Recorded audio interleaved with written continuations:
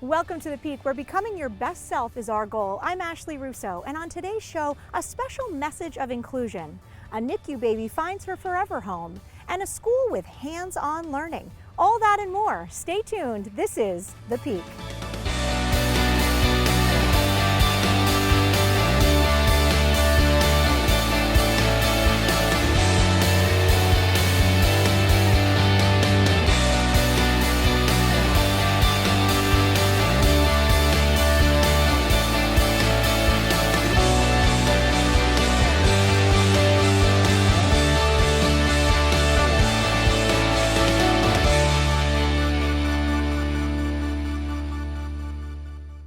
Our community is full of motivated women. Let's take a look at this strong leader and how she empowers others.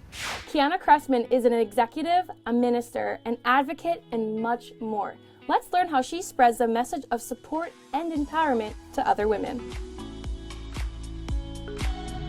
I'm Qiana Cressman, founder of Emerge Women magazine. Well, I've been writing since I was about 4 years old. I always loved words, reading, writing poetry. I did it in my spare time growing up. I always had a passion for connecting women, empowering women, and encouraging them to rise to their highest potential. Emerge is a personal and business development magazine for women where we inspire women to rise to their highest potential personally, professionally, and spiritually. The main mission of Emerge is to produce substantive or transformative content that inspires women to rise to their highest potential and positively use their influence to make an impact on society. I wanted to emphasize that every woman's journey matters. So I wanted to create a multicultural platform that was also multi-generational.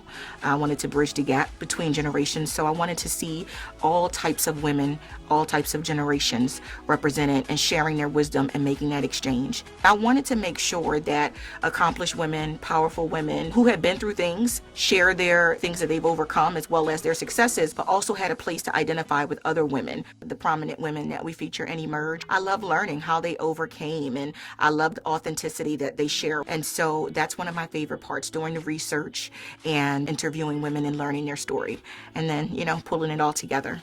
When you empower a woman, you empower a generation, you empower a community, you empower our society. I don't have to do everything. I don't have to be everything. I can just do my part.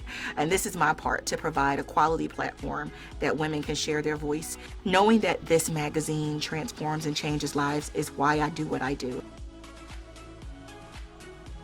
This magazine was created to inspire and coach women to be their best self. Make sure to grab the latest issue. I'm Katie, and that was a peek at the Valley. I love your magazine, Qiana. Great content. And up next, we'll take a look at Mikayla's life and see how it's making an everlasting impact. What made Mikayla special? What didn't make Mikayla special? Mikayla and I were family. We did everything together. Having meals together, pool parties, like those small little moments, I think in whole were my favorite memories with Mikayla. Just having her as sister definitely shaped me, made me better. Mikayla couldn't speak, and she was very limited in her capabilities. She couldn't walk or talk. Her movements were very subtle, but we knew that she knew she was loved. Mikayla and I met in middle school. Best Buddies was a program where students were paired up with other students, and Mikayla was my best buddy, and that's when I first met her. In middle school, we would just kind of hang out. I would go over and we'd have sleepovers, and to me, it felt normal. We'd fall asleep on the couch next to each other. We'd paint nails. It was just like any other sleepover with any friend. Mikayla was actually the first person who I had met that was in a wheelchair. When Kim came in to talk about Mikayla and answer any of our questions, I was a lot more comfortable because I was able to ask the questions that I was curious about. And after that, I was more comfortable within, my relationship and my friendship with Mikayla. She was included, and she had a great life with great company around her, and I think that's what life is about. She was always with us, and when we would go to the mall or whatever, when I was littler, I would always ride on the side of her wheelchair. My parents would always come to all my lacrosse and field hockey games, and I could always look and see my parents in the stands, and my sister was at all the games, even if it was super hot or it was like freezing outside. She would be there, and I feel like that's something I needed to know, that she was there supporting me. She was just like a sister to me. We did everything together. I played soccer in both high school and college. Mikayla came to my games. Knowing Mikayla has just brought so much joy to my life, not only just knowing her, but her family as well. She wanted to be included, and we want everyone to always be included. Mikayla's Voice was started in 2010, and we help inspire children of all abilities to share the message of inclusion. Everyone wants to feel a part of something, a part of everyone else. Inclusion is important because you wouldn't want to be excluded because of your ability or because of your disability, and that's, for me, that's the essence of why I think it's important. Mikayla's Voice will continue to share her message. We can all be Mikayla's voice, and what we mean by that is that we can all advocate for Mikayla and for inclusion of all kids. I'm actually a special ed teacher, so I will always share her message with colleagues, with students. Mikayla's voice will always be heard.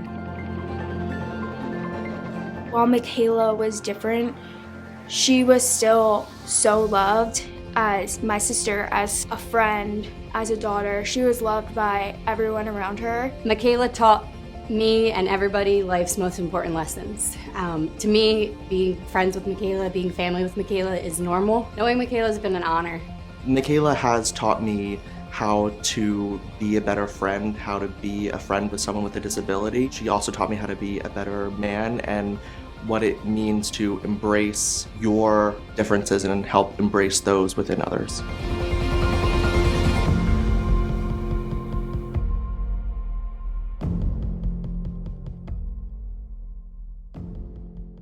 It's so important to teach inclusion and embrace diversity. And up next, how St. Luke's connected an adoptive family with a baby in the NICU. Stay tuned.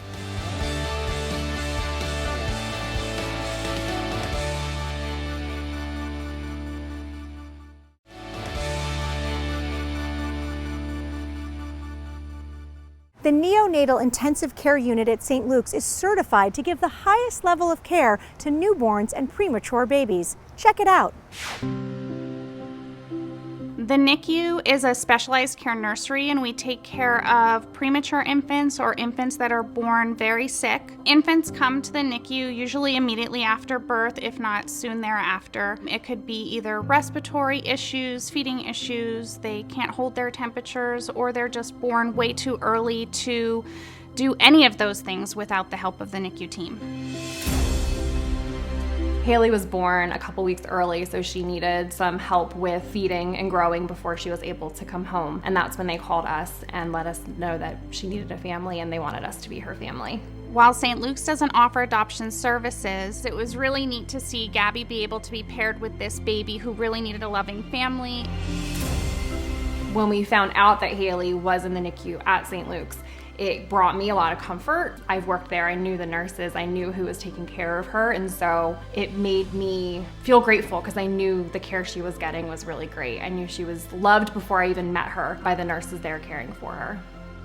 And the NICU nurses are really great at communicating with the families, teaching them, making them feel comfortable to leave their babies in our care.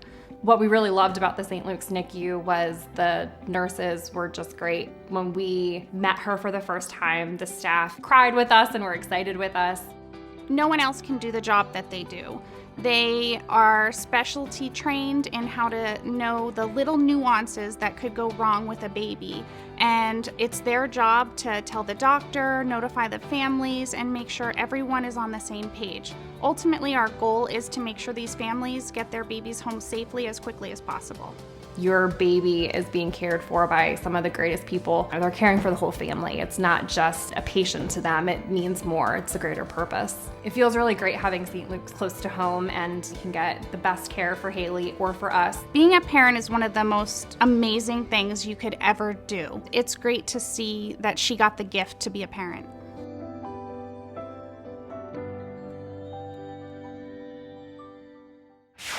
Joining me today is Jessica Hanos, the Pediatric Service Line Administrator for St. Luke's University Health Network. Jessica, thanks so much for being here. Thanks for having me. There are so many exciting things happening at St. Luke's around pediatric. Let's start by talking about this new PICU. Tell us more about it. Oh, we're so excited about the PICU here at St. Luke's Bethlehem campus. The PICU opened in February. It's an 8-bed unit, and it's really part of a significant expansion project on behalf of the network for overall pediatric service line growth. Prior to the PICU opening, we couldn't keep critical care children within our network, and so it led to a lot of transfers out of the network, which is inconvenient for families if they're traveling to Philadelphia or wherever else when their child needs to be admitted. So by having the PICU here, it's a higher level of care. It lets us keep care within the community, and it's been a great new addition to our pediatric services. It really is so incredible and so important to families going through a difficult enough time to know that they can stay close to home. What are some of the added burdens that St. Luke's hopes to alleviate by having this PICU and being able to keep families close to home? It's a really nice unit. It's comfortable. I think families really enjoy the space. There's private rooms. There's a separate section within the rooms for families so they can sleep over and be comfortable right near their child if they need to or want to. There's separate TV space for them as well. So I think it has a lot of just modern conveniences for them too, which just helps when you're already in a stressful situation. And the unit it's small. I think you really get to know the team, the providers, the nurses. The staff is really great, and they really form personal connections with all of our patients. And so it's really been a nice way to keep families close to home. In addition to the PICU, St. Luke's has really expanded its specialty offerings in pediatrics. Tell us a little bit more about some of the specialties that are now offered for families and pediatric patients at St. Luke's. We've made a big investment in our specialty recruitment. So a few years ago, we only had about 3 or 4 different pediatric specialties that were employed by the network. And since that time, we now have 14 areas of pediatric subspecialty providers that we now employ in the network. And we have a pediatric surgeon that started with us a few months ago and a pediatric orthopedic surgeon that started just in October. So there's been a ton of growth there. It really meets all the basic specialty needs of most of our kids in the community. And that's another thing that, again, keeps people close to home instead of having to look elsewhere for that specialty coverage. And really such great news for families in the Lehigh Valley and families of St. Luke's. You know, in addition to the PICU and pediatric services, St. Luke's is really known for its wonderful NICU care. And so for our littlest patients, those newborn babies, tell us a little bit about where NICUs are available and why that's such an added benefit to expectant mothers and families. Yeah, so we have a great OB program here at St. Luke's, and I get the benefit of working with our OB colleagues where we kind of cross paths in the NICU. We have our newest NICU at the Anderson campus, which is a 26-bed level 3 NICU. We still have a NICU here at our Bethlehem campus where most of our surgical babies go if they need surgery after they're born. Our pediatric surgeon does those cases here, and those babies recover in our NICU at Bethlehem. And then at Allentown, we have an 8-bed level 2 NICU, which will also be expanding to double the size and increase that to a level 3A NICU as well. So caring from our youngest patients all the way through their pediatric care, what do you want families to know about the importance of pediatrics and getting those regular checkups for their kids in case there's something that they need further and to see a specialist? What do you want families to know? During COVID in particular, I think a lot of families were putting off pediatric care. Your kids seem healthy, they're fine, I don't need to take them to the doctor.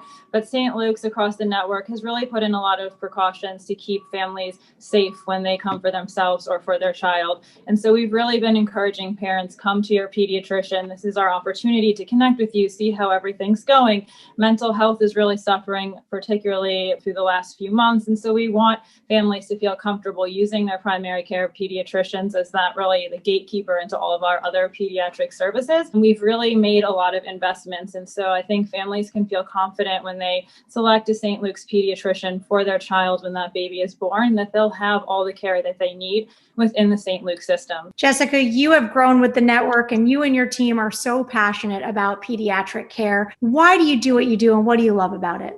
I love my job. It's fun. Something new is happening every day. It's really exciting to be part of a service line that the network sees such a value in and is really getting behind supporting all of that growth. It's of course fun getting to hang out with kids whenever possible, but the providers are so passionate. And so we've really recruited a bunch of people who are excited about growth. And so we really have this great team of people that have a lot of energy. They're very passionate about the growth. They believe in what we're doing, and it's a great culture.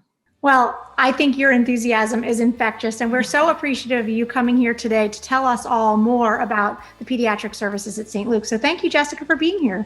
Thank you so much for having me. Stay tuned. This is The Peak.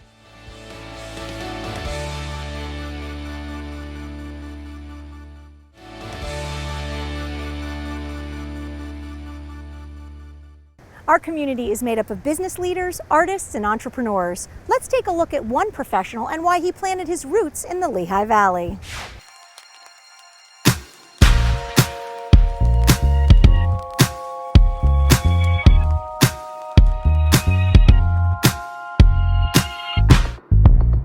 Welcome everybody to Unscripted with Russo. I'm here with my good friend Andrew Stanten. He owns Altitude Marketing in Emmaus. We are at Factory in Bethlehem. Exciting place, huh, Andrew? Yeah, this is pretty neat to see how this has come alive for sure. It really has. A lot of us have watched this place for a long time and seen it built, and it is hustling and bustling. There's a lot going on. So thanks for coming and joining us on Unscripted. My pleasure. Tell me a little bit about what you think it is that makes the Lehigh Valley a unique place to live, a special place to be. Because when you come here, a lot of people describe it as special. I think it's the perfect size, right? It's not some massive city, and it's not, this tiny little rural area, right? You've got kind of the best of both worlds. We can be out in the rolling hills in the farm country in about 5 minutes, but yet you've got downtown Bethlehem, you got downtown Allentown. That's really been resurgent lately. You've got things happening down in Easton.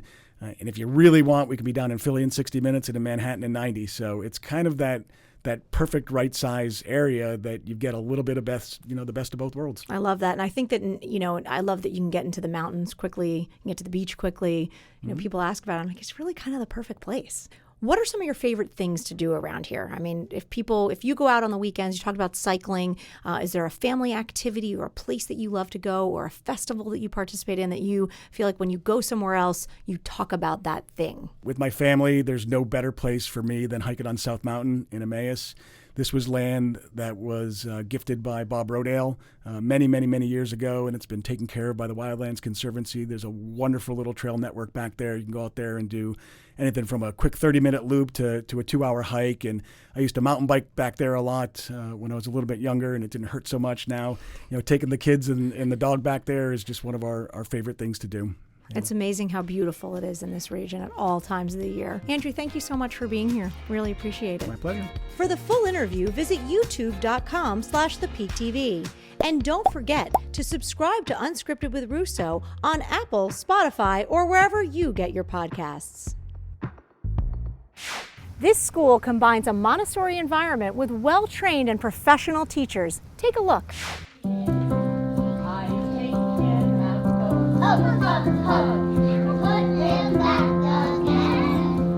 We have a really beautiful school where the diversity comes from culture, comes from socioeconomic status, and I think those factors all together make this school a really special place to be.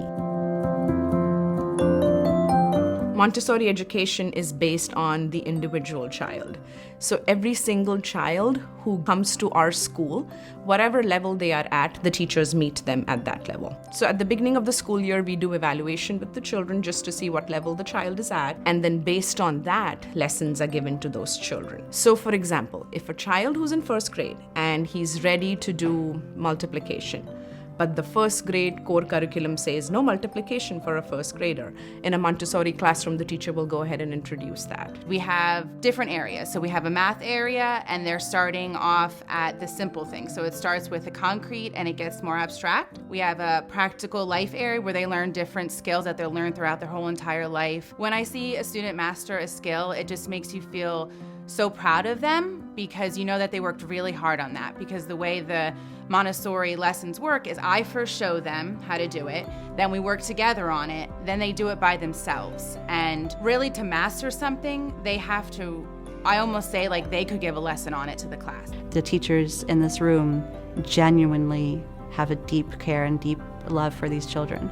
Teachers do a lot of observations in the classroom that really helps them understand where each child is, and then they meet the needs of the child. It's whatever they're ready for. Every child is challenged, every child is met where they need to be, and we also really foster independence. They're responsible for their own materials, they're responsible for their own classroom. It's really like a child-centered classroom. It's not a teacher-centered classroom, it's all about kids.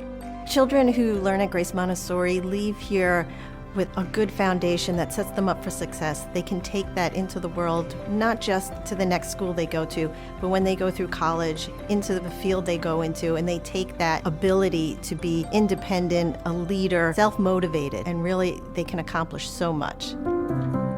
We really focus on creating a true love for learning and fostering their curiosity. That's my main goal for my classroom. Numbers and shapes and all of that will come as it comes. My main goal is if they leave my classroom loving coming to school and they love learning and they know how to make friends, I want them to feel like this is their second home.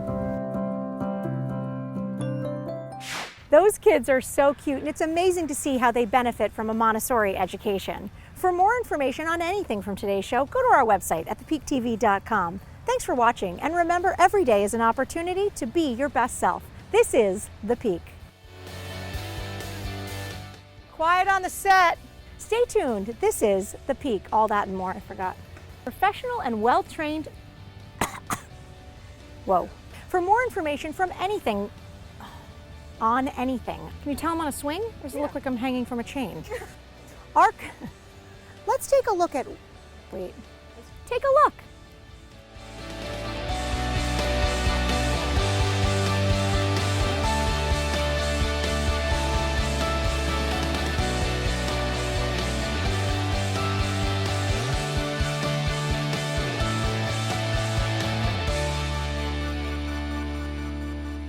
The Peak TV is a production of ASR Media. Hey, it's Dakota. Thanks for watching. Be sure to subscribe to our channel for more videos. To see more of The Peak TV, check out our website, subscribe to our YouTube channel, and catch us on WFMZ Channel 69.